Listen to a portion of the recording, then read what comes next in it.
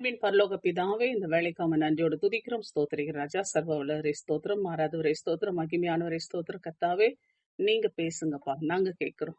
வேதத்தினுடைய மகத்துவங்களை காணும்படி எங்கள் கண்கள் திறக்கப்படட்டும். விசுவாசம் கேள்வினாலே வரும் என்று சொல்லி பார்க்கிறோம். அப்பா, இந்த கேள்விக்குரிய அப்பா அந்த வேத வசனங்களை, தேவனுடைய வசனங்களை நாங்க கேட்கும்படியாய் இதோ இந்த நாளிலே அப்பா நாங்கள் காத்திருக்கிறோம். நீங்க பேச நாங்க கேட்கிறோம் ராஜா. மதுக்கரத்துல தாழ்த்துறோம். நீர் பரிசுத்த ஆவியானவரே, சகல சத்தியத்துல எங்களை நடத்துங்க. இயேசுவின் நாமத்தில் நல்ல பிதாவே, ஆமென். ரோமர் 10:17 நான் வாசிக்கிறேன். ஆதலால் விசுவாசம் கேள்வியினாலே வரும், கேள்வி தேவனுடைய வசனத்தினாலே வரும்.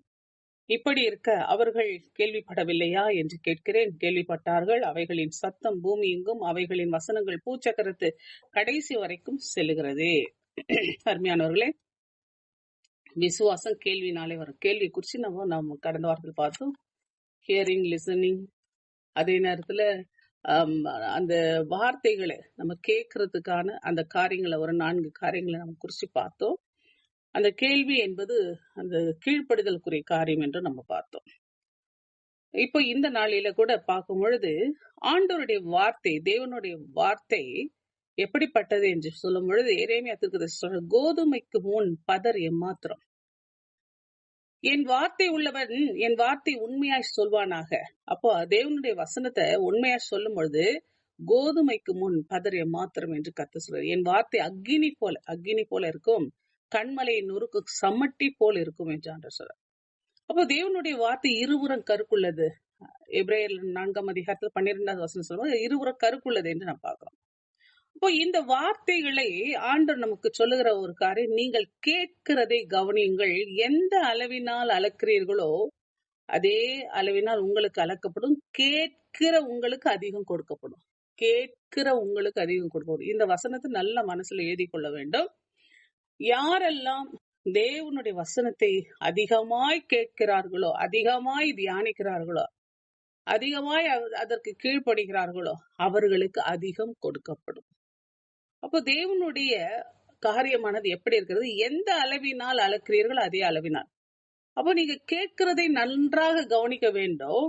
நீங்கள் எந்த அளவினால் அளக்கிறீர்களோ அதே அளவுதான் உங்களுக்கு அளக்கப்படும். அப்போ நீங்க எந்த அளவுக்கு தேவனுடைய வசனத்துல நீங்கள் இன்ட்ரெஸ்ட் காண்பிக்கிறீர்களோ, எந்த அளவுக்கு தேவனுடைய வார்த்தையிலே நீங்கள் அந்த ஆழங்களை புரிந்து கொள்ள வாஞ்சியா இருக்கிறீர்களோ, அந்த அளவுக்கு தேவன் என்ன செய்றார்? ஆசீர்வாதத்தை கொடுக்க அவர் வல்லவராய் இருக்கிறார். ஆகவேதான் நம்ம பார்க்கும் பொழுது இந்த கலாத்தியர் 3:2 வசனத்துல நம்ம பார்க்கும் பொழுது இங்க சொல்லப்படுகிறது, ஒன்றை மாத்திரம் உங்களிடத்தில் அறிய விரும்புகிறேன், நியாய பிரமாணத்தின் கிரியினாலேயோ விசுவாச கேள்வினாலேயோ எதினாலே ஆவியை பெற்றீர்கள். இன்றைக்கு கிருபையின் காலம், பரிசுத்த ஆவியானவர் நம்மை வழிநடத்துகிற காலம். ஆவியானவருடைய நடத்துதலுக்குள்ளாக திருச்சபையானது நடத்தப்படுகிறது. ஆனால் ஆவியிலே நடத்தப்படுகிறதா என்றால் அநேக இடங்களில் இல்லை என்பதுதான் பதில். ஏன்னு சொன்னாக்கா, இன்னைக்கு நாம நினைச்சுக்கிறோம் நம்முடைய கிரி, நம்மளுடைய செயல், அதுதான் நம்ம ஓடிட்டு இருக்கிறோம். இன்னைக்கு நம்மளுடைய நற்கிரிகள் தான், அதுதான் ஆண்டவருக்கு பிரியமா இருக்கும் அப்படின்னு நினைக்கிறோம். ஆண்டவர் சொல்றாரு அதெல்லாம் ஒண்ணும் இல்லை. மத்தேயு 7:00 நம்ம பாக்குறோம், அக்கிரம செய்கைக்காரர் என்னை விட்டு அகன்று போங்க. தீர்க்க தரிசனம் உரைக்கிறவங்களையும் சரி, அதே போல பேய்களை ஓட்டுறவங்களும் சரி, நல்ல காரியங்களை எல்லாம் செய்யறவங்களை பார்த்து ஆண்டவர் சொல்றாரு, நான் அக்கிரம செய்கைக்காரரே. பிதாவினுடைய சித்தம் என்ன? விசுவாச கேள்வி. ஒரு மனுஷன் ஆண்டோடைய வசனத்துல அவன் ஆர்வம் உள்ளவனா இருக்கணும், அந்த வசனத்தை கேட்கிறவனா இருக்கணும், அது கீழ்ப்படுகிறனா. அந்த கேள்வி என்பதிலே கீழ்ப்படிதல் அடங்கும். விசுவாசத்தின் தந்தை ஆபிரகாம், அது ஏன் விசுவாசத்தின் தந்தையா நம்ம அழைக்கப்படுறாருன்னா, அந்த ஆண்டவர்கிட்ட இருந்து கேட்டதை அப்படியே கீழ் செய்யறாரு பாருங்க, கீழ்ப்படிந்து செய்யறாரு. உடனே சாரால கூட சொல்லல, நாளைக்கு காலைல போறேன், விடிய காலத்துல போறேன், பிள்ளைய கூட்டிட்டு போறேன், இந்த மாதிரி செய்ய போறேன், அதெல்லாம் ஒண்ணும் இல்லை. பலி செலுத்துறதுக்கு அவர் பாட்டுன்னு கிளம்புற. அப்படி கிளம்பி போகும் பொழுது பாருங்க, தேவனுக்கு அவர் கீழ்ப்படிந்து அவர் செயல்பட்டதுனால அவர் விசுவாசத்தின் தந்தை என்று அழைக்கப்படுறார். இன்றைக்கு நீங்களும் நானும் எந்த அளவுல இருக்கிறோம்? பரிசுத்த ஆவியானவர் நம்மை நடத்த வேண்டும். இன்னைக்கு சபை பரிசுத்த ஆவியினால் நடத்தப்பட வேண்டும் என்றால் கேட்கிறதோடு நின்று விடுகிறோம். நம்ம எல்லாம் என்னது? கேட்கிறதோடு நின்று விடுகிறோம். ஆனால் கேட்டு அந்த கேள்வி, அதாவது விசுவாச கேள்வி, அதுக்கு பேர் என்ன? விசுவாச கேள்வி, அதாவது கீழ்ப்படிதலுக்குள்ள கேள்வி. ஆபிரகாமுடைய விசுவாசம் எப்படிப்பட்டது? கீழ்ப்படிதல் உள்ள விசுவாசம், செயலுள்ள விசுவாசம். அப்ப இந்த செயலுள்ள விசுவாசம் நம்முடைய கேள்வி, நம்ம கேட்கிற வசனத்துக்கு இருக்கிறதா?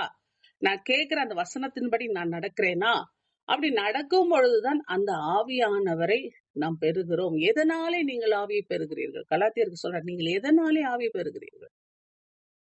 அப்போ ஆவியானவர், அதாவது கீழ்ப்படுகிறவர்களுக்கு தந்திரளின ஆவியானவரை சாட்சி என்று வேதவசனம் சொல்லுகிறது. இப்போ கீழ்ப்படியும் பொழுதுதான் ஆவியானவர் நம்மிடத்தில் செயலாற்ற ஆரம்பிக்கிறார். இல்லன்னா அந்த ஆவியானவர் என்னது, அனலும் இல்லாமல் குளிரும் இல்லாமல் வெதுவெதுப்பா இருந்து கொஞ்ச நாள்ல நம்மளை விட்டு ஓடி போயிடுவார். அப்ப செயலாற்றுகிற ஆவியானவர், அனலா இருக்கிற ஆவியானவர் எப்பொழுது அது செயலாற்றுகிறார் என்றால் விசுவாச கேள்வியினாலே. அப்போ நான் கேட்கிற வார்த்தைகளுக்கு நான் விசுவாசத்தோடு அதற்கு கீழ்ப்படிய ஆரம்பிக்கும் பொழுது ஆவியானவர் எனக்குள் செயலாற்ற ஆரம்பிக்கிறார். இப்ப நமக்குள் செயலாற்ற ஆரம்பிக்கிறார். அப்படி செயலாற்றும் பொழுது அந்த இடத்திலே தேவ ஆவியானவர் கிரியை நடப்பிக்கிறவராய் இருக்கிறார், ஜெயத்தை கொடுக்கிறவராய் இருக்கிறார். இந்த பூமியில பிசாசை ஜெயிக்கிற வல்லமை நமக்கு கிடைக்க ஆரம்பிக்கிறது. ஆகவேதான் நாம என்ன செய்ய வேண்டும்? ஒவ்வொரு முறையும் வசனத்தை வாசிக்கிறது பெருசுல, கேட்கறது பெருசுல, அதுக்கு கீழ்ப்படி ஒப்பு கொடுங்க. அப்படி ஒப்பு கொடுக்கும் பொழுதுதான் அந்த இடத்துல அந்த வசனத்தை நாம் முழுமையாக சுதந்திரிக்க முடியும். பாருங்க, 1 தெசலோனிக்கேயர்ல பவுல் அழகா சொல்வாரு, நீங்கள் தேவ வசனத்தை எங்களாலே கேள்விப்பட்டு ஏற்றுக்கொண்ட பொழுது அதை மனுஷர் வசனமாக ஏற்றுக்கொள்ளாமல் தேவ வசனமாகவே ஏற்றுக்கொண்டதினாலே நாங்கள் இடைவிடாமல் தேவனுக்கு ஸ்தோத்திரம் செலுத்துறது. யார் பேசுறாங்கன்னு பாக்காதீங்க. கழுத பேசினா கூட அது ஆண்டோடைய வார்த்தையா இருந்தா அந்த ஆண்டோடைய வார்த்தை கீழ்ப்படி ஒப்பு கொடுங்க. அப்போ அந்த வசனத்துக்கு நம்ம கீழ்ப்படியணும்.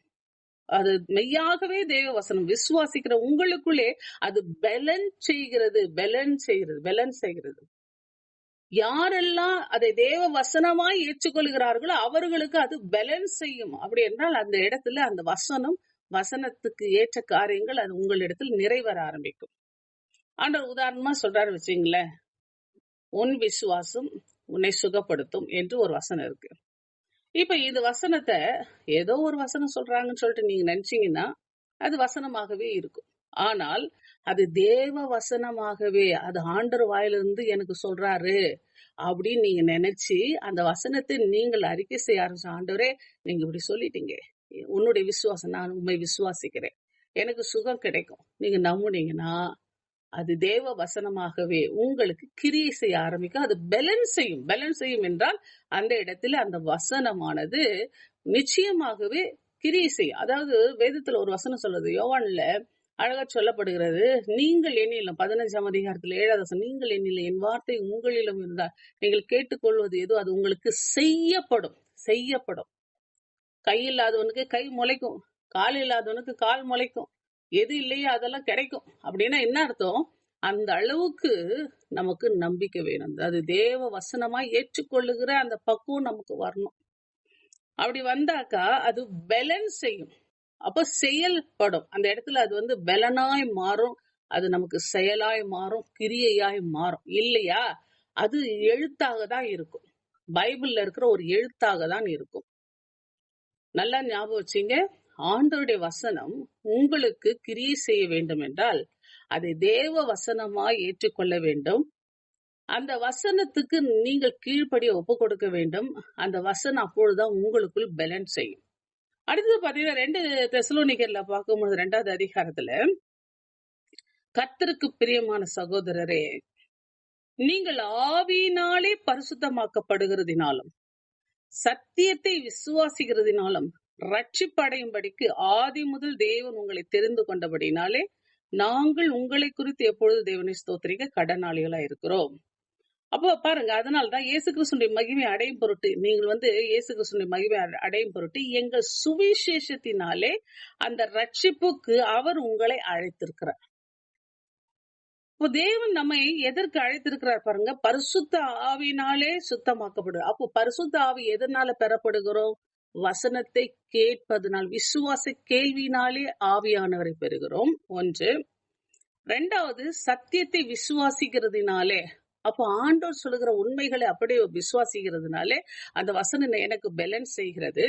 அப்போ ஆவியானவரும் அந்த சத்திய வசனமும் ரெண்டுமே எனக்குள் வரும் பொழுது ரட்சிப்பு எனக்குள் பூரணப்பட ஆரம்பிக்கிறது. ரட்சிப்பு அதாவது ஒரு விடுதலை, ஒரு மீட்பின் திட்டம் எனக்குள் நிறைவேற ஆரம்பிக்கிறது. அந்த சுவிசேஷத்தினாலே அந்த ரட்சிப்புக்கு அவர் உங்களை அழைத்திருக்கிறார்.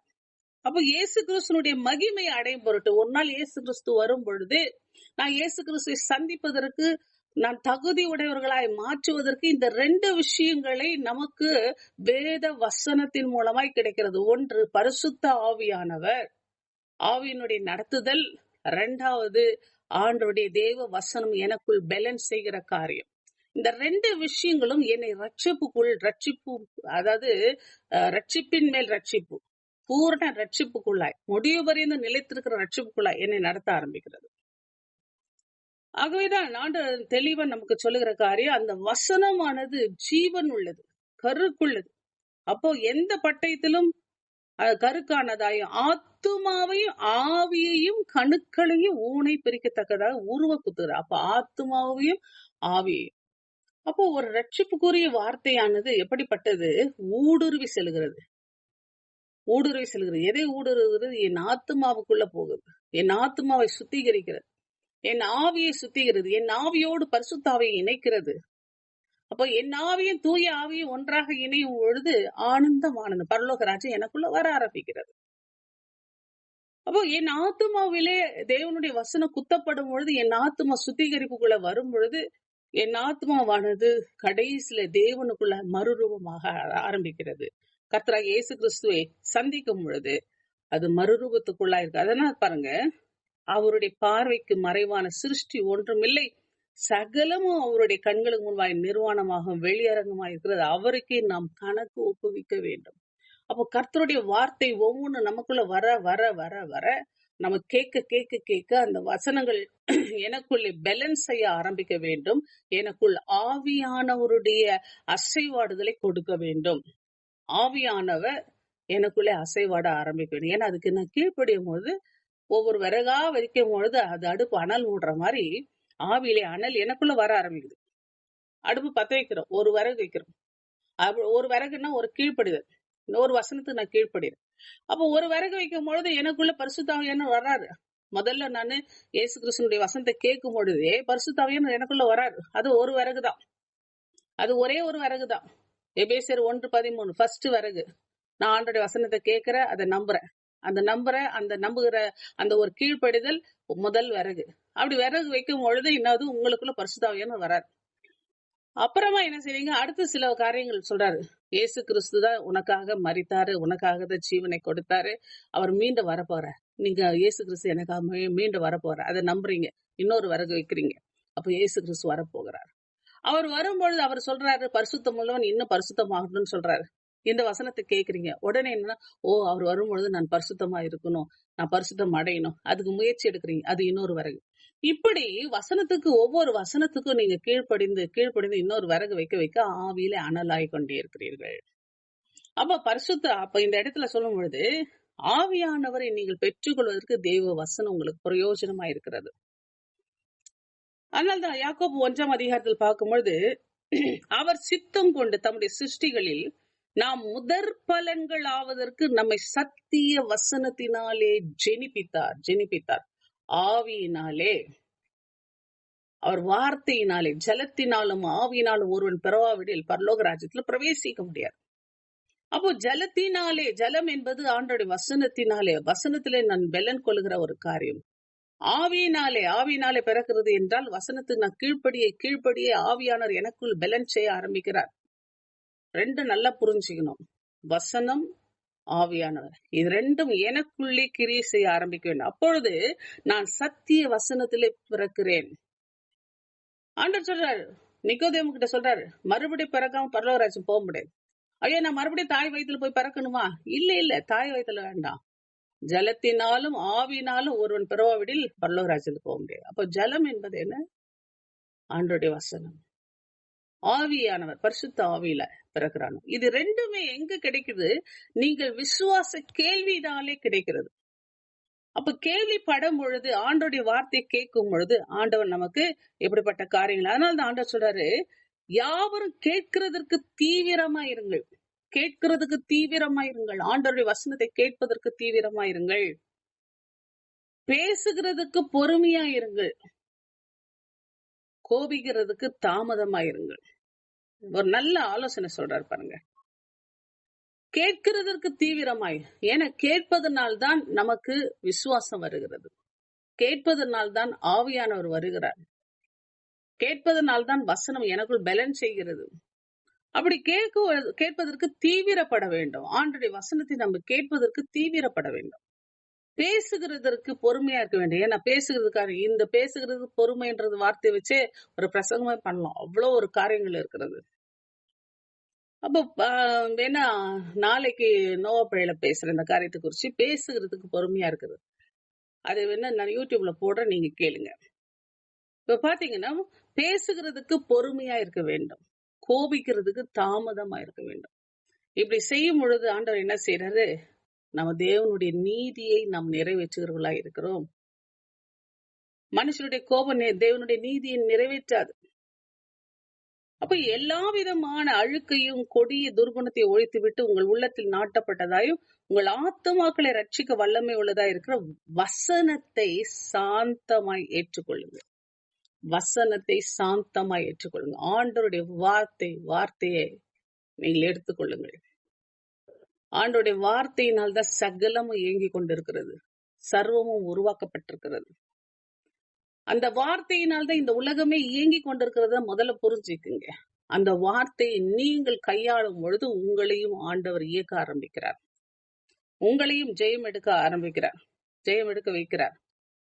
பாருங்க, இந்த இடத்துல அடுத்ததை பார்க்கும் பொழுது கொலோசியர் 1 அதிகாரத்துல 4-6 வசனம் சொல்லுவோம். பரலோகத்தில் உங்களுக்காக வைத்திருக்கிற நம்பிக்கையின் நிமித்தம் நம்முடைய கர்த்தராகிய இயேசு கிறிஸ்துவின் பிதாவாகிய தேவனுக்கு ஸ்தோத்திரம் செலுத்தி எப்பொழுதும் உங்களுக்காக வேண்டுதல் செய்கிறோம். அந்த நம்பிக்கை குறித்து நீங்கள் முன்னமே சத்திய வசனமாகிய சுவிசேஷத்தினாலே கேள்விப்பட்டீர்கள். அப்போ கர்த்தராகிய இயேசு கிறிஸ்துவின் பிதாவாகிய தேவனுக்கு ஸ்தோத்திரம் செலுத்தி எப்பொழுதும் உங்களுக்காக வேண்டுதல். எதற்காக? அந்த நம்பிக்கை குறித்து. எந்த நம்பிக்கை? இயேசு கிறிஸ்து வருவார், இயேசு கிறிஸ்துவை நான் ஒரு நாள் சந்திக்க போகிறேன். இது குறித்து சத்திய வசனமாகிய சுவிசேஷத்தினால கேள்விப்பட்டீர்கள். அந்த சுவிசேஷம் உலகமெங்கு பரம்பி பலன் தருகிறது போல் உங்களிடத்துல வந்து நீங்கள் அதை கேட்டு தேவ கிருபையை சத்தியத்தின்படி அறிந்து கொண்ட நாள் முதல் அது உங்களுக்குள்ள பலன் தருகிறதா இருக்கிறது. அப்ப அந்த ரட்சிப்புக்கு ஏதுவாக என்னை நடத்துகிறது. வசனத்தை கேட்டு கேட்டு நான் ஒவ்வொரு நாள், நான் ஏற்கனவே சொன்னது போல, அந்த ஆவியில நடத்துகிறது, அந்த வசனத்தில் என்னை நடத்துகிறது. அது எனக்குள் பலன் தருகிறதா இருக்கிறது.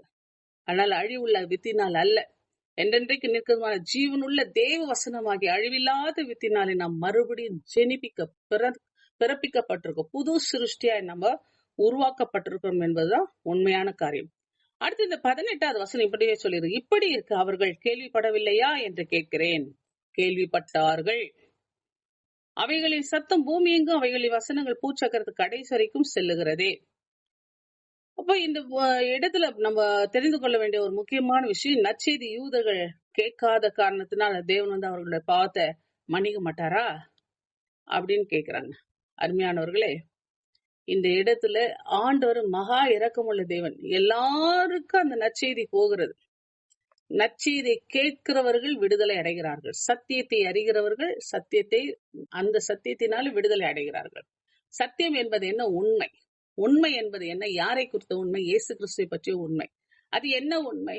எனக்காக இயேசு கிறிஸ்து வந்தார், எனக்காக ஜீவனை கொடுத்தார், எனக்காக மரித்தார், எனக்காக உயிர்த்தார், எனக்காக மீண்டும் வருவார். அந்த உண்மையை அறிவீர்கள். அந்த உண்மை உங்களை விடுதலையாக்கும். அந்த உண்மையான கருத்துக்களை, உண்மையான சத்தியத்தை, அந்த காரியங்களை நீங்கள் ஒவ்வொரு நாள் அறிக்கை பண்ணும் பொழுது, இயேசுதான் உங்களுடைய வாழ்க்கையினுடைய மையமாய் மாறும் பொழுது அவர் உங்களுக்கு விடுதலை கொடுக்கிறவராய் இருக்கிறார். அப்போ இந்த பூமி எங்கும் பாருங்க, சங்கீதம் 19:4 சொல்லுது, ஆகிலும் அவைகளின் சத்தம் பூமி எங்கும், அவைகளின் வசனங்கள் பூவுலகின் கடைசி வரைக்கும் செல்லுகின்றன. அவைகளில் சூரியனுக்கு ஒரு கூடாரத்தை ஸ்தாபித்தார். அப்ப பாருங்க, இந்த சிருஷ்டிப்பினுடைய சாட்சி குறித்து இங்க பேசப்படுகிறது. கிறிஸ்துவனுடைய மரணம் மற்றும் உயிர்த்தெழுதலுக்கும் இந்த நிறுவத்தை எழுதுகிற காலத்துக்கு இடையில வரக்கூடிய வருடங்கள்ல இந்த சிருஷ்டிப்பினுடைய சாட்சி போன்று எங்கும் உள்ள யூதர்களுக்கு இந்த சுவிசேஷமும் பரவி சென்றிருக்கிறது என்று சொல்லப்படுகிறது. பவுல் அந்த அர்த்தத்தில் தான் இந்த வசனத்தை சொல்றார். அப்போ பூச்சக்கரத்தின் கடைசி வரைக்கும் செல்லுகிறது என்றால் அப்படின்னா என்ன அர்த்தம்? எப்படி சூரியன் ஒரு திசையிலிருந்து ஒரு திசைக்கு அது தோன்றி மறைகிறது, அதே போல இந்த பூமியில கர்த்தருடைய சுவிசேஷமானது எல்லா இடங்களிலும், யூதர்களுக்கு மத்தியில எல்லா இடங்களிலும் அது பரவி அது எல்லா மக்கள் மத்தியில கடந்து செல்கிறது என்பதுதான் உண்மை. அப்போ அதனால்தான் வேதம் சொல்லுது, பரிசுத்தாவி உங்களிடத்தில் வரும்பொழுது நீங்கள் பெலன் அடைந்து எருசலேமிலும் யூதேயாவிலும் சமாரியாவிலும் பூமியின் கடைசி பரிது எனக்கு சாட்சிகளா இருப்பீர்கள். அப்போ பரிசுத்த ஆவியானவர் வரும் பொழுது வரும்பொழுது இன்னும் வேகமாக அந்த நற்செய்தியானது பரவ ஆரம்பிக்கிறத பார்க்கிறோம். ஏன்னா பரிசுத்தாவியானவர் சுவிசேஷத்தை உலகெங்கும் கொண்டு செல்லுகிறவரா இருக்கிறார். அவர்தான் இந்த உலகெங்கும் அந்த சுவிசேஷத்தை அறிவிப்பதற்கு நமக்கு உதவியா இருக்கிறார்.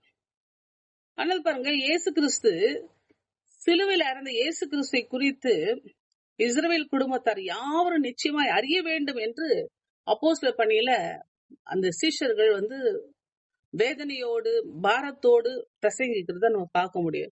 அப்போஸ்தலர் 2ஆம் அதிகாரம் 13வது அதிகாரம் இப்படி பல அதிகாரங்கள் அது சொல்லலாம். 13ஆம் அதிகாரத்துல பாத்தீங்கன்னா பெர்கே பட்டணத்தை விட்டுட்டு பிசித்தியா நாட்டுக்கு போய் அங்க அந்தியோக்காவுக்கு அங்க ஓய்வு நாளிலே ஜெபாலயத்துல உட்கார்ந்து பேசும் பொழுது நியாயப்பிரமாணம் தீர்க்கதரிசன ஆகமம் எல்லாம் வாசித்து முடிச்ச பிறகு ஏதாவது புத்தி சொல்லணுமா அப்படின்னு கேட்கும் பொழுது அப்போ ஜெபாலய தலைவர்களா சொல்லும் பொழுது பவுல் எழுந்து சொல்றாரு, இஸ்ரவேலரே தேவனுக்கு பயந்து நடக்கிற சகல ஜனங்களை கேளுங்கன்ட்டு இயேசு கிறிஸ்து குறித்து பிரசங்கிக்கிறத பாக்குறோம். 17வது அதிகாரத்துல பாத்தீங்கன்னா அம்பிபோலின்ற பட்டணத்துல அப்போலியோன அந்த பட்டணத்துல கடந்து வரும்போது தெசலோனிக்க பட்டணத்துக்கு வரும் பொழுது அந்த இடத்துல யூதர்களுக்கு ஒரு ஜெபாலயம் இருக்கிறத பாக்குறாங்க. அந்த இடத்துல பவுல் 3 ஓய்வு நாட்கள்ல வேத வாக்கியங்களை எடுத்து பிரசங்கிக்கிறத பாக்குறோம். அதாவது ஒரு பாரத்தோடு. அப்போ இந்த இஸ்ரவேல் ஜனங்களுக்கு ஆண்டவர் சத்தியத்தை அறிவிக்காம இல்ல, அவங்களுக்கு அறிவிக்கிறார். புறஜாதிகளாகிய நமக்கு விடுதலையோடு கிடைக்கிற இந்த சத்தியமானது அந்த நாட்களில அந்த சீஷர்கள் மூலமாய் முதல்ல இஸ்ரவேல் மக்கள் மத்தியில எதிர்ப்புகள் மத்தியில அவர்கள் அறிவித்து கொண்டுதான் இருந்தார்கள். எல்லா பட்டணங்களும் அறிவித்தார்கள். எப்படி இயேசுவை உதறி தள்ளினார்கள், அதே போல இந்த சத்திய வசனங்களை சிலர் உதறி தள்ளினார்கள். சிலராகிய சீஷர்கள் ஒரு சிலர் மட்டும்தான் அதை ஏற்றுக்கொண்டு ஆண்டவராகிய இயேசு கிறிஸ்து சாட்சிகளாக இருக்கிறார்கள். உலகமெங்கும் மிஷினரிமார்களா நமக்கெல்லாம் ஒரு சுவிசேஷத்தை அறிவிக்கிறவர்களா மாறினாங்க. அப்போ 17ஆம் அதிகாரத்துல பாத்தீங்கன்னா ராத்திரி காலத்துல பவுலும் சீலாவும் பெரோயா பட்டணத்துல இருக்கும் பொழுது அங்க யூதருடைய ஜெபாலயத்துல அவங்க பிரசங்கிக்கிறாங்க. 18ஆம் அதிகாரத்துல பாத்தீங்கன்னா 5வது வசனத்துல மக்கதோனியாவில இருந்து சீலாவும் தீமோத்தேயும் வரும்பொழுது பவுல் ஆவில் வைராக்கியம் கொண்டு இயேசுவே கிறிஸ்து, அவர்தான் மேசியா, கிறிஸ்து என்று சொன்ன அபிஷேகம் பண்ணப்பட்டவர், அவர்தான் மேசியா அப்படின்ட்டு யூதர்களுக்கு திருஷ்டாந்தமா சொல்றத பாக்குறோம். 19ஆம் அதிகாரத்துல பாத்தீங்கன்னா பவுல் ஜெபாலயத்துல பிரவேசித்து தைரியமா 3 மாசம் தேவனுடைய ராஜ்யத்தை குறிச்சு அதற்கு அடுத்த சத்தியங்களை குறிச்சு அவர் பேசுறத பாக்குறோம். இப்படி தொடர்ந்து என்ன செய்யறாரு, அந்த யூதர்கள் மத்தியிலும் இஸ்ரவேலர்கள் மத்தியிலும் அவர்கள் பேசிக்கொண்டே இருக்கிறது பாரு. அதனால்தான் இப்படி இருக்க அவர்கள் கேள்விப்படவில்லையா என்று கேக்குறேன்னா கேள்விப்பட்டார்கள். அதுக்கு பதில் தான் இது. அப்போ இந்த காரியங்கள் ஒரு சாட்சியோடு ஆண்டவர் நமக்கு சொல்லுகிறத பாக்குறோம். அப்போ இந்த சுவிசேஷம் எல்லா இடங்களிலும் பிரசங்கிக்கப்பட வேண்டும் என்பது தேவனுடைய திட்டம். குறிப்பாக அவருடைய ஜனமாகிய ஆதியிலிருந்து அவரை தொழுது கொண்ட ஜனமாகிய இஸ்ரவேலர்கள் குறிப்பாக அறிய வேண்டும் என்பது தேவனுடைய பாரம். ஆனால் அவர்களோ அவரை ஏற்றுக்கொள்ளவில்லை. எரேமியா தீர்க்கதரிசி சொல்லும்பொழுது, என் பெலனும் என் கோட்டையும் நெருக்கப்படுகிற நாள் என் அடைக்கலமும் ஆகிய கர்த்தாவே, புறஜாதிகள் பூமியின் கடையாந்தரங்களிலிருந்து உம்மிடத்தில் மெய்யாகவே எங்கள் பிதாக்கள் பிரயோஜனம் இல்லாத பொய்யையும் மாயையும் கைப்பற்றினார்கள் என்பார்கள். புறஜாதிகள் இயேசு கிறிஸ்துவை ஏற்றுக்கொண்டு அவர்கள் வணங்கின விக்கிரகத்தை குறித்து கமெண்ட் பாஸ் பண்றாங்க. ஆனால் இஸ்ரவேல் ஜனங்களோ கேள்விப்பட்டும் கூட அவருடைய சத்தத்தை கேட்டும் கூட மதியாதவர்களா இருக்கிறதை பாக்குறோம்.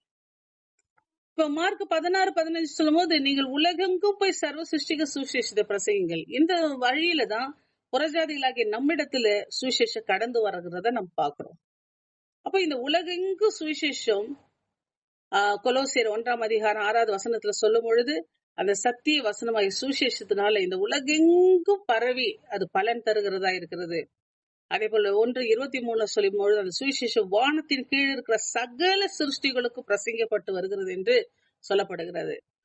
இப்படி கர்த்தருடைய வசனமானது எல்லா தேசங்களிலும் எல்லா பட்டணங்களிலும் கடந்து போகிறது. பூமியின் எல்லைகள் எல்லாம், சங்கீதம் 22:27 சொல்றது, பூமியின் எல்லைகள் எல்லாம் நினைவு கூர்ந்த கர்த்தரிடத்தில் திரும்பும், ஜாதிகளுடைய வம்சங்கள் எல்லாம் உமது சமூகத்தில் தொழுது கொள்ளும் என்று சொல்லப்படுகிறது. அப்படி என்றால் அப்ப எல்லாருமே கர்த்தரை தொழுது கொள்ள வேண்டும் என்பது தேவனுடைய நோக்கம். அப்ப ஜாதி, ஜனம், இனம் எதுவுமே இல்லை, எல்லார் மத்தியிலும் இந்த வசனங்கள் கடந்து போக வேண்டும் என்பது தேவனுடைய சித்தமா இருக்கிறது.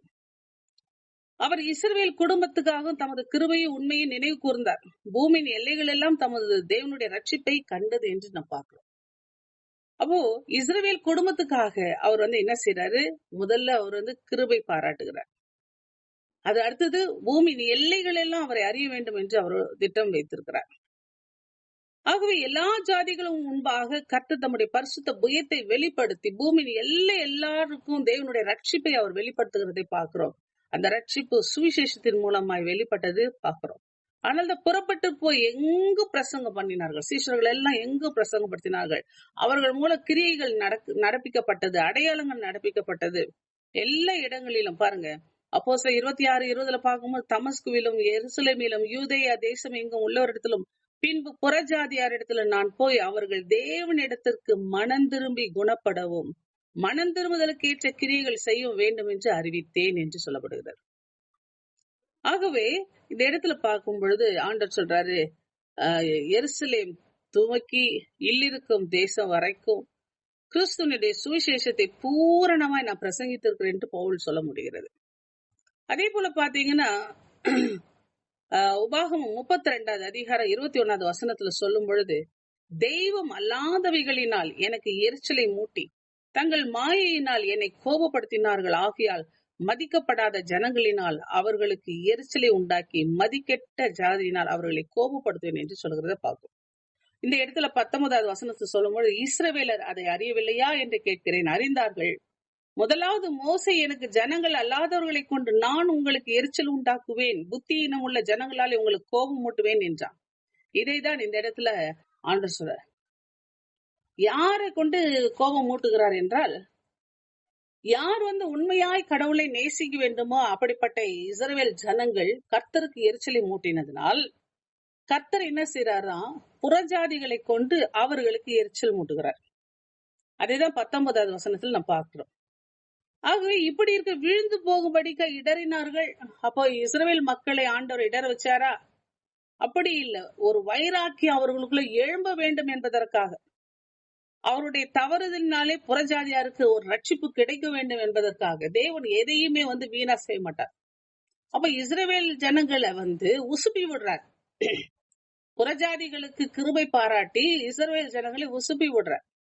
அப்படி உசுப்பி விடும் பொழுது என்னன்னா, அவர்களுக்குள்ள ஒரு வைராக்கியத்தை எழுப்பும்படிக்கு, ரோமர் 11:11 சொல்லுது, விழுந்து போகும்படிக்கா அப்படி செய்யறார்? இல்ல, அவர்களுக்குள்ளே ஒரு வைராக்கியத்தை எழுப்பத்தக்கதாக அவர்களுடைய தவறுதலினாலே புறஜாதிகளாகி நமக்கு ஒரு ரட்சிப்பை அவர் கொடுக்கும்படிக்கு அப்படி செய்திருக்கிறார்.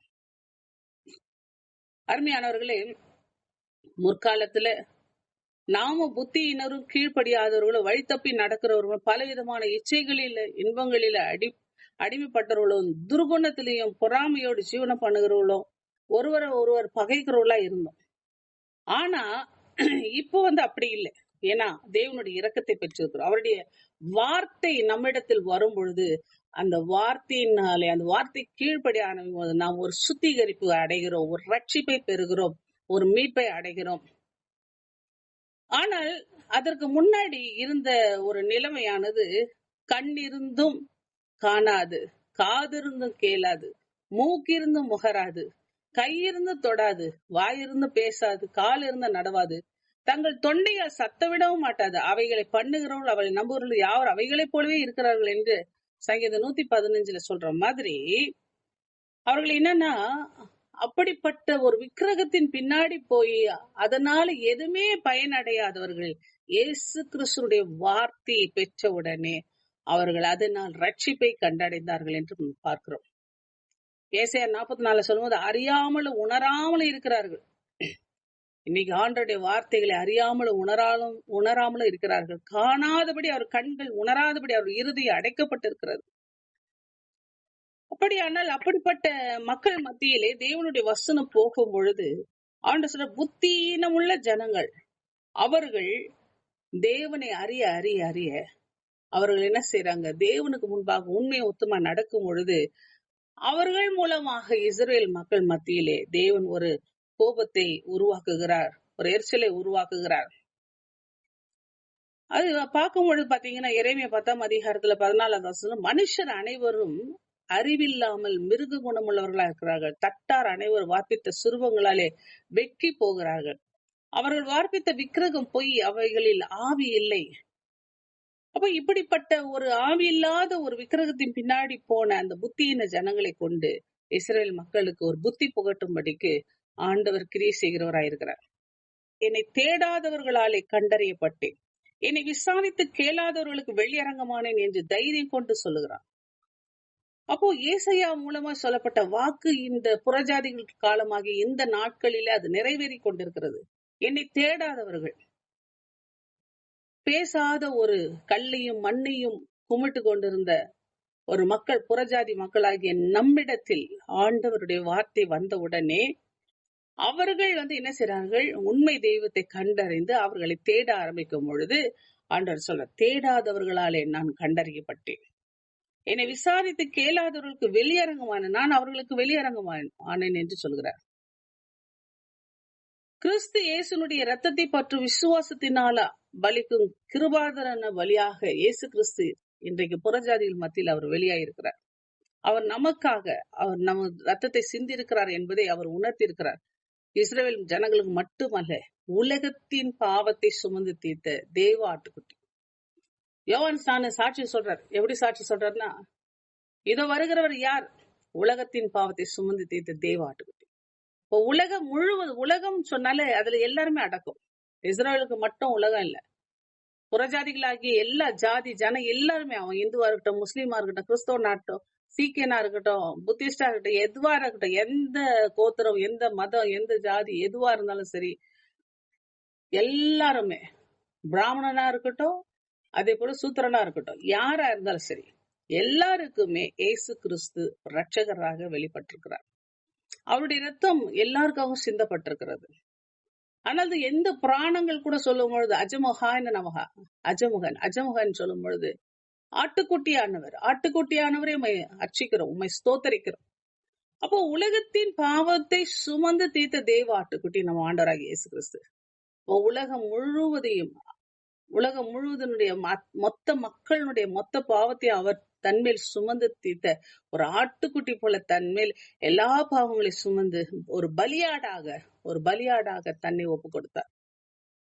அதனால ஏசாயா சொல்லும் பொழுது அந்த ஒரு கத்தாத ஆட்டுக்குட்டி போல அவர் தன்னை ஒப்பு கொடுத்ததே அந்த இடத்துல பாக்குறோம். அருமையானவர்களே, அப்போ இந்த இடத்துல ரோமர் 10:18 சொல்லும்போது, இப்படி இருக்க அவர்கள் கேள்விப்படவில்லையா என்று கேள்விப்பட்டார்கள். அவைகளின் சத்தம் பூமி எங்கும் அவைகளின் தேவனுடைய வசனம், ஆண்டவருடைய வசனம் நமக்குள்ளே கடந்து வரும் பொழுது நாம் ஆவியிலே புது பிறப்பு அடைகிறோம், புது சிருஷ்டியா மாறுகிறோம். இன்னைக்கு விக்கிரகமானது ஒன்றும் இல்லை, ஆண்டவருடைய வார்த்தை தான் எனக்கு ஜீவனாய் மாறுகிறது.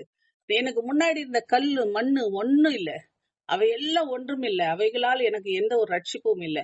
தேவனுடைய வசனம், அந்த வசனத்தை நான் கேட்க அதுக்கு கீழ்ப்படிய அது எனக்கு ஜீவனாய் மாறுகிறது, அது எனக்கு ஆவியாய் மாறுகிறது. அப்போ நான் ஆவியிலே நடத்தப்படுகிறேன், ஆண்டோடைய வசனத்திலே பேலன்ஸ் செய்ய ஆரம்பிக்கிறது.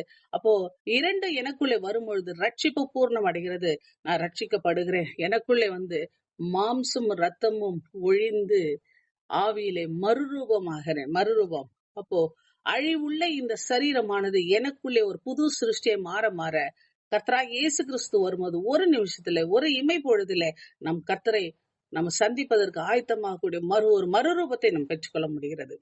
அதைதான் இந்த இடத்துல நம்ம பாக்குறோம். அப்போ என்னை தேடாதவர்களாலே கண்டறியப்பட்டேன், என்னை விசாரித்து கேளாதவர்களுக்கு வெளியரங்கமானேன் என்று தைரியம் கொண்டு சொல்லுகிறான். அதே போல கடைசியாக ஒரு வசனம் என்ன சொல்லுது, இஸ்ரவேலரை குறித்தோ படியாதவர்களும் எதிர்த்து பேசுறவர்களுமா இருக்கிற ஜனங்களிடத்து நாள் முழுவதும் என் கைகளை நீட்டினேன் என்று அவன் சொல்லியிருக்கிறான். அப்ப பாருங்க, ஆண்டவர் சொல்றாரு, என்னை குறித்து விசாரித்து கேளாதிருந்தால் நான் தேடப்பட்டேன். ஏசாயா 65 சொல்லியிருக்கிற அதே வசனத்தை இங்க பவுல் எடுத்து கையாளுகிறத நம்ம பார்க்கிறோம். என்னை தேடாதிருந்தால் கண்டறியப்பட்ட என்னுடைய நாமம் விளங்காதிருந்த ஜாதியை நோக்கி இதோ இங்கே இருக்கிறேன் என்றேன். நலமல்லாத வழியிலே தங்கள் நினைவுகளின்படி நடக்கிற முரட்டாட்டமான ஜனத்தண்டைக்கு நாள் முழுவதும் என் கைகளை நீட்டினேன். பாருங்க, இந்த இடத்துல 20-21 வசனம் ஏசாயா 65 இருக்கிற அந்த வசனத்தை அப்படியே கையாளுகிறத பாக்குறோம். இப்போ ஜனத்தண்டைக்கு நாள் முழுவதும் என் கைகளை நீட்டினேன். பிற தேசத்தார் மெய்யான தேவனை தேடுவதற்கு தேவையான புரிந்து கொள்ளுதல் இல்லாம இருக்கிறாங்க. இஸ்ரவேலுக்குள்ள இருந்தும் அவர்கள் தேவனை கண்டடையவில்லை. அதற்கு காரணம் இஸ்ரவேலினுடைய பிடிவாதமான கீழ்ப்படியாமை, கேட்டும் கேளாதவர்களாய், கண்டும் காணாதவர்களாய், ஆண்டவராகிய இயேசு கிறிஸ்துவை உணராதவர்களாய் இருந்தார்கள். அப்ப பாருங்க, இங்கே நம்ம ஆண்டவராகிய இயேசு கிறிஸ்து நம்ம சொல்ற ஒரு மனதுருக்கம் உள்ள தேவன், ஒரு பொறுமை உள்ள தேவன். அதனால அந்த ரட்சிப்புக்காக அவர் ஏக்கத்தோடு இஸ்ரவேல் ஜனங்களுடைய ரட்சிப்புக்காக, அனைவருடைய ரட்சிப்புக்காக அவர் ஏக்கத்தோடு அவர் பேசுறத பாக்குறோம். மத்தேயு 23 பாக்குறோம், எருசலேமே எருசலேமே, தீர்க்கதரிசிகளை கொலை செய்து உன்னிடத்தில் அனுப்பப்பட்டவர்களை கல்லெறிகிறவளே, கோழி தன் குஞ்சுகளை தன் சிறைகளின் கீழே கூட்டி சேர்த்துக் கொள்ளும் வண்ணமா எத்தனையோ முறை உன் பிள்ளைகளை கூட்டி சேர்த்துக்கொள்ள மனதா இருந்தேன், உனக்கும் மனதில்லாமல் போயிடுச்சு. இன்னைக்கு அப்படிதான் அன்றைக்கு இஸ்ரவேல் ஜனங்கள்கிட்ட சொன்னார். இன்னைக்கு இந்த கிருபையின் காலத்து புறஜாதிகளாகிய நம்மிடத்தில், கிறிஸ்தவ மக்களாகிய நம்மிடத்தில் ஆண்டவர் பேசிட்டே இருக்கிறார். இன்னைக்கு கிறிஸ்தவர்கள் என்று பேர் வச்சுக்கிட்டு கூட இன்னைக்கும் நம்ம முரட்டாட்டம் செய்கிறவர்களாதான் இருக்கிறோம். எப்படி நமக்குள்ள சத்தியம் வந்தும் கூட இன்னும் சத்தியத்தை, அதாவது ஆண்டவர் அறிவித்து கொண்டுதான் இருக்கிறார். ஆனா அது உள்ள போல, மேலேயேதான் இருக்குது. கவுத்து போட்ட பானையாட்டம் தான் இருக்கு, உள்ள வரல. இன்னைக்கு தேவனுடைய வார்த்தை நமக்குள் போகவில்லை. இன்னைக்கு தங்கள் பிதாக்களை எகிப்து தேசத்திலிருந்து புறப்பட பண்ணின அவர்களுடைய தேவனாகிய கர்த்தரை விட்டு தங்களை சுற்றிலும் இருக்கிற ஜனங்களுடைய தேவனாகிய அந்நிய தேவர்களை பின்பற்றி அவர்களை பணிந்து கொண்டு கர்த்தருக்கு கோபம் ஊட்டினார்கள். அந்த பாகாலை பின்பற்றினார்கள், அஸ்திரோத்தை சேவித்தார்கள். இதெல்லாம் செஞ்சு தேவனுக்கு கோபம் ஊட்டினார்கள். இன்றைக்கு நம்ம எதிரில பாகாலை வைக்கல, அஸ்திரோத்தை வைக்கல. பாகாலுக்கு பதில் வேறொரு விக்கிரகத்தை வச்சிருக்கிறோம். என்ன விக்கிரகம்? பொருளாசை என்ற விக்கிரகம். புதிய ஏற்பாட்டுல சொல்லப்படுது, பொருளாசை என்ற விக்கிரகத்தை வச்சிருக்கிறோம். இன்றைக்கு தேவனுக்கு முக்கியத்துவம் கொடுக்கிற இடத்துல மற்றதெல்லாம் முக்கியத்துவம் கொடுக்கிறோம். நம்முடைய வேலையை முக்கியத்துவம் கொடுக்கிறோம், நம்ம பணத்தை முக்கியத்துவம் கொடுக்கிறோம், பொருளை முக்கியத்துவம் கொடுக்கிறோம். எல்லா காரியங்களையும், பிள்ளைகளை, கணவனை, எல்லாரையும் நம்ம முக்கியத்துவம் கொடுத்துட்டு இருக்கிறோம். அப்போ தேவன் என்ன செய்யறாரு, அந்த இடத்துல தேவன் என்ன சொல்ற, கோபம் கொண்டவராகி அவர்கள் அப்புறம் தங்கள் சத்துருகளுக்கு முன்பாக நிற்கக்கூடாதபடி கொள்ளையிடுகிற கொள்ளைக்காரர் கையில் அவர்களை ஒப்பு கொடுத்து அவர்களை சுற்றிலும் இருக்கிற அவர்கள் பகைஞர் கையில் விற்று போட்டார் என்று பார்ப்போம். விற்று போட்டார். இப்போ இன்னைக்கு தேவனுக்கு என்று நாம் எப்படி இருக்கிறோம்? இப்போ கீழ்ப்படியாதவர்களும் எதிர்த்து பேசுறவர்களுமா இருக்கிற ஜனங்களிடத்தில் நாள் முழுவதும் என் கையை நீட்டிக்கினேன்னு சொல்றாரு. இன்றைக்கு கர்த்தருடைய கரம் எல்லார் மேல நீட்டப்பட்டு கொண்டே இருக்கிறது. இஸ்ரவேல் மேல் நீட்டப்பட்டு கொண்டிருக்கிறது. ஆவிக்குரிய இஸ்ரவேலர்களாகி நம்ம மேல் நீட்டப்பட்டு கொண்டிருக்கிறது. ஆனால் நாம் என்ன செய்யறோம்? கர்த்தருடைய சொல்லை கேளாமல் அந்நிய காரியங்களிலே, தேவனுக்கு பிரியமில்லாத காரியங்களிலே நாம் ஈடுபடும் பொழுது ஆண்டவர் சொல்றார், எப்ராயிமே நான் உன்னை எப்படி கைவிடுவேன், இஸ்ரவேலே நான் உன்னை எப்படி ஒப்பு கொடுப்பேன். எப்ராயிம் என்ற வார்த்தையானது பாத்தீங்கன்னா, எப்ராயிம் எதை குறிக்கிறது என்றால் இஸ்ரவேலை குறிக்கிறது. எப்ராயிம்னா யாரை குறிக்கிறது? இஸ்ரவேல். 10 கோத்திரங்களை குறிக்கிற வார்த்தை தான் எப்ராயிம். எப்ராயிம். யூதான்றது 2 கோத்திரங்களை குறிக்கும். யூத கோத்திரத்தையும் பெஞ்சமின் கோத்திரத்தையும் சேர்த்துதான் யூதான் சொல்லப்படும். எப்ராயிம்ன்றது எதை குறிக்கிறோம்? 10 கோத்திரங்களை குறிக்கிறதா எப்ராயிம். அப்ப எப்ராயிம் சொல்லும் பொழுது அது இஸ்ரவேலர்கள் அந்த நாட்களிலே கர்த்தரை விட்டு விலகி போய் அந்நிய தேவர்கள் பின்னாடி போனவர்கள். அதனால எப்ராயிம், அவர்கள் எப்ராயிமே அப்படி சொல்லிட்டு ஆண்டவர் அவர்களை பார்த்து சொல்லுகிற காரியம், அவர்கள் அப்பவே விலகி போயிட்டாங்க. நிறைய காரியங்களை, துஷ்ட காரியங்களுக்குள்ள போயிட்டாங்க. லேவி கோத்திரத்துல கூட பாத்தீங்கன்னா இன்னைக்கு நிறைய அதாவது இன்னும் சொல்ல போனாக்கா மோசேயினுடைய பேர பிள்ளைங்க கெர்சோன், அந்த அவர்களுடைய வம்சத்தார் எல்லாம் பாத்தீங்கன்னா மீகா காலத்துல அந்த இடத்துல பாத்தீங்கன்னா விக்கிரகத்துக்கு பூஜை பண்ணிட்டு இருக்கிறத பாக்குறோம். லேவி கோத்திரங்கள் இன்னைக்கு இந்தியாவுல வந்தது நிறைய தவறுதலான ஆசாரித்து கொள்கைகள் எல்லாம் கொண்டு வந்து இன்னைக்கு இந்தியாவுல பல காரியங்கள் நடத்தி கொண்டிருக்கிறது லேவி கோத்திரத்து ஒரு வம்சம்தான். ஆகவே ஆண்டவர் சொல்ற, எப்ராயிமே நான் உன்னை எப்படி கைவிடுவேன்? அப்ப இந்திய தேசத்துல இருக்கிற லேவி கோத்திர வம்சங்கள் இன்னைக்கு நிறைய குளறுபடிகளை செஞ்சுட்டு இருக்குது. அப்போ நான் உன்னை எப்படி கைவிடுவேன்? இஸ்ரவேலே உன்னை எப்படி ஒப்பு கொடுப்பேன்? நான் உன்னை எப்படி ஆத்மாவை போலாக்குவேன்? உன்னை எப்படி செபோயிமை போல வைப்பேன்? என் இறுதி எனக்குள் குழம்புகிறது, என் பரிதாபங்கள் ஏகமாய் பொங்குகிறது. அத்துமா, செபோயிம், சோதம் கொமோராவினுடைய பட்டணங்கள் அப்போ சீக்கிரமா அழிவுக்கு ஒப்பு கொடுக்கக்கூடிய ஒரு சூழ்நிலையில இருக்கிறத அந்த பட்டணங்களை குறித்து சொல்லும் பொழுது அந்த இஸ்ரவேல் ஜனங்களை குறித்து பேசுகிறார். இன்னைக்கு ஆவிக்குரிய இஸ்ரவேலராகி நம்மை பார்த்து ஆண்டதான் சொல்றார். இப்படிப்பட்ட தேவன் நம்ம அனாதியா இருப்பதனால் தாம் செய்ய விரும்புவதை எல்லாம் செய்ய முடிவதனாலும் மனிதர்கள் பிறப்பதற்கு முன்பாகவே அவர்களை நரகத்துக்கு செல்ல முன் குறித்திருப்பார் என்பதை நம்ம சிந்திக்க முடியணும். இப்ப இன்னைக்கு பாத்தீங்கன்னா பிறக்கிறதுக்கு முன்னாடி அவன் எங்க போவான்றது ஆண்டருக்கு தெரியுது. ஏன்னா இவன்லாம் கடினமான இருதயம். ஆனாலும் வேற வழி இல்ல. தேவன் என்ன செய்யறார்? உருவாக்க நினைத்தவர் எல்லாரையும் உருவாக்கி இருக்கிறார். அப்போ ஒவ்வொன்றையும் நம்ம புரிந்து கொள்ள வேண்டியது. ஓசியா 11:8 சொல்லுது, இப்படிப்பட்ட தேவன் அவர் அனாதியா இருப்பதனால் தாம் செய்ய விரும்புவதை எல்லாம் செய்ய முடிவதனால் மனிதர்கள் பிறப்பதற்கு முன்பாகவே அவர்களை நரகத்துக்கு செல்ல முன் குறித்திருப்பார் என நாம் சிந்திக்க முடியுமா? வசனமே சொல்லுது. அப்போ நம்ம ஒவ்வொருவரும் இந்த நாளில தேவனுடைய பக்கம் திரும்ப வேண்டியவர்களா இருக்கிறோம். இன்னைக்கு ஆண்டவர் வேலி அடைத்து ஒரு திராட்சை தோட்டத்தை வேலி அடைத்து பாதுகாப்பா வச்சிருக்கிறார். இன்னைக்கு புரதேசத்துக்கு தேவன் போயிருக்கிறார், மீண்டும் வரார். கனிகாலத்தை தேடி கொண்டு வரார். கனி கொடுக்கிறவர்களாய் நாம் மாற வேண்டும் என்று தேவன் விரும்புகிறார். அவர் வரும்பொழுது நம்ம கனி கொடுக்கிறவர்களாய் காணப்பட வேண்டும். நம்ம ஒவ்வொரு நாளும் ஆண்டோடைய வசனத்துக்கு கீழ்ப்படிந்து அந்த வசனத்தை கேட்டு, வேதம் சொல்லுகிறது விசுவாச கேள்வியினால் வரும், கேள்வி தேவனுடைய வசனத்தினால் வரும்.